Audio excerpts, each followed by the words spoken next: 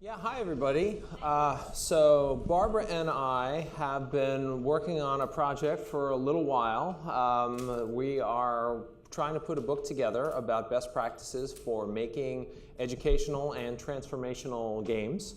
And we're not quite done yet, but what we were interested in doing here was sort of running past you the general outline of what we're talking about, to basically to see what people's response is and to hopefully get some feedback from people afterwards.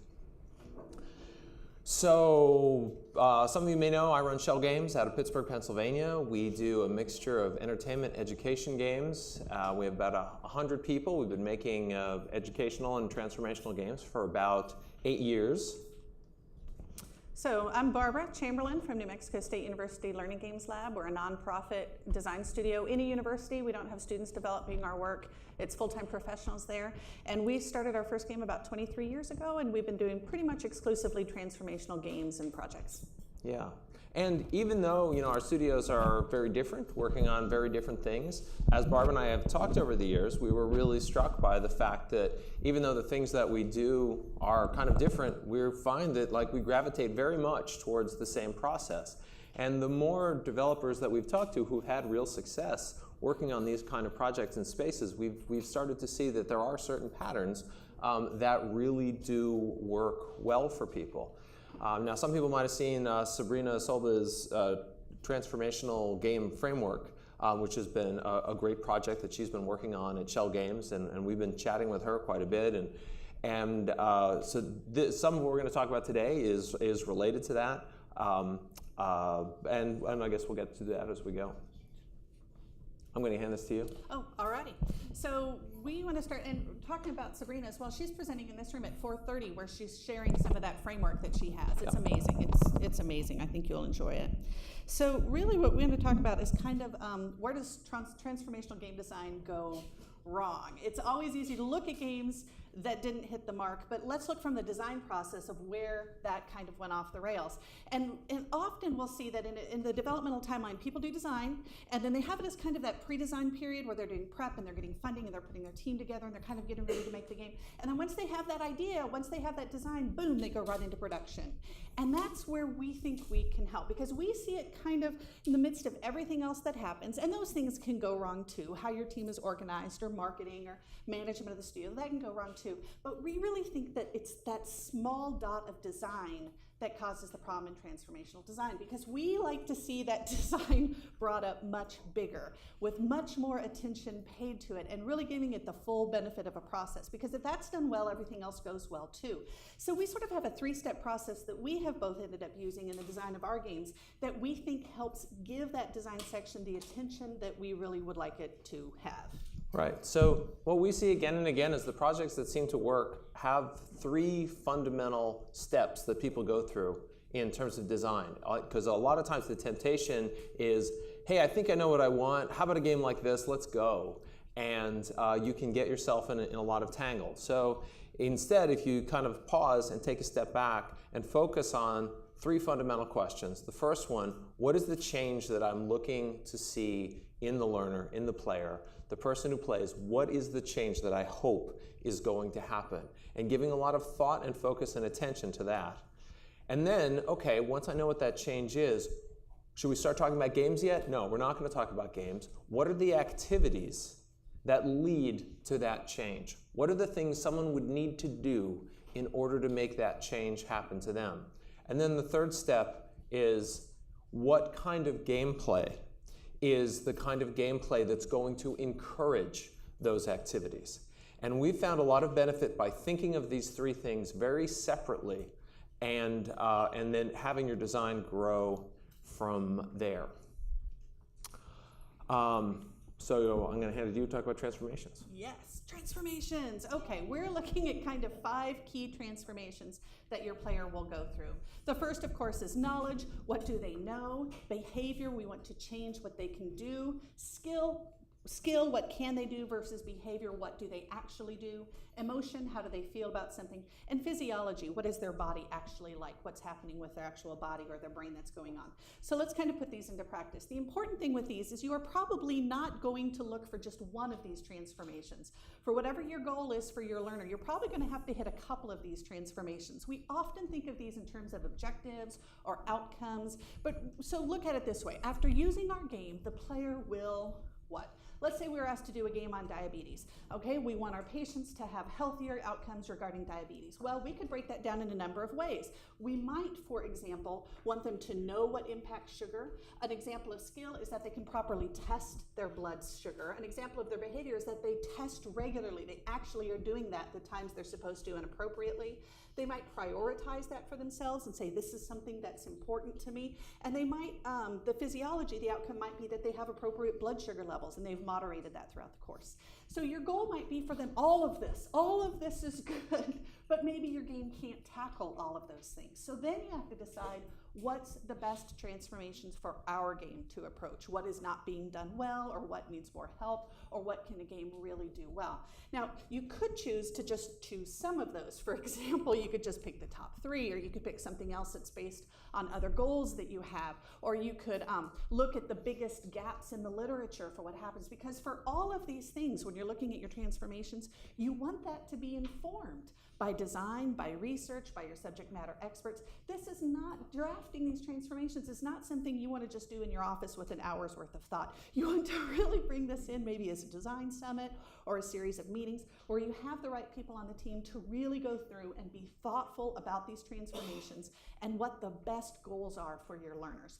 Then you can start talking about what activities are going to get them there. Right, because part of the reason to get on the same page about that is we see very, very common projects that get in trouble. The different people involved are actually trying to solve very different problems. And if there hasn't been agreement about which of the transformations we actually want to make, then you can really end up with a lot of communication problems, a lot of frustration. But once you have agreed on that, you know what your problem is, you know the transformations you're trying to make. Now you've got to figure out what are the activities that you're going to do. Now, Barb and I have spent a lot of time talking about activities, probably too much time, trying to kind of figure out, well, what are all the kinds of activities, and is there like a taxonomy of activities, and is discussion the same thing as explaining, and all of these things. But the thing that we've come to realize is the human mind, of course, is very rich and very complex. And there are many different activities that someone can do that can change a person. And we've tried to find a way to sort them. We found a little bit of a taxonomy that we find works fairly well. But of course, this is not anything that is sort of is firm at all. But the idea is there are many different ways, many things that a person can do that can change them. And that you need to think for your game, what are the activities that are going to have the most impact? And this is the time you really want to have research inform your design. Because there is a lot of research out there about what activities actually make the most difference in a person. And so the activity part of it is when you really want to have that research-informed situation. Now, you might just pick one activity. Maybe one activity is really going to be key for your game and for your transformation, but usually we find there are a lot of activities that work nicely in a chain. So one chain might, for example, you might need someone to receive some information so that they learn about something. They get some information. Well, what do they do with it? Well, maybe then in your game you might have them analyze this information and think about what is the meaning and the use of this data. And then having analyzed it, maybe it leads to them trying something on their own, right? So you gave them data, you gave them an opportunity to think about this information, and then you give them an opportunity to do some experiments with it. And doing all 3 of these things could together make a big change in somebody. Or another example, maybe you really are going to disequilibrate somebody, to use fancy language. You're going to surprise them with something that they didn't know, and they're kind of shocked by this initial thing that they found out. I had no idea that 500,000 people had a certain disease or something. And then it's going to make you question, like, well, now that this has surprised me, like, well, if you give them an opportunity to kind of question this, well, what does this mean? What does this mean to me? And maybe your game is oriented towards discussion, because now that you've been surprised by this and you start to wonder about it, maybe your game should be setting up a situation where people can actually have a conversation about it, because conversations tend to make changes in people. And maybe after the discussion, you have an opportunity where people, now that you've talked this over, maybe you and the group come up with a plan and you're going to execute this plan. But thinking through the activities and how they relate to each other is important. I'll do one more just for fun. Priorities are very important. What's important to you personally? Maybe you learn something new that causes you to reprioritize things. It could be something as simple as, you learn that your blood pressure is really high, and your doctor says, if you lose some weight, you could really change that. And before you hadn't really thought about your weight that much, but suddenly it's a priority. And so this leads you to want to monitor it. So now you've got a situation where okay, I've done this and I'm going to monitor it. Because when we monitor things, we manage what we measure and things change. And of course, having monitored, you see what happens. Maybe now you reflect on what works and what doesn't work. And then maybe this makes you realize, hey, you know what? I shouldn't be working in the bakery every day. When I should maybe work somewhere else, and you may make a change in your life. But regardless, however you do this, it really comes down to these three steps. And the thing that we find is if you focus on the transformation, you focus on the activities, the game design gets much, much easier when you go forward from there.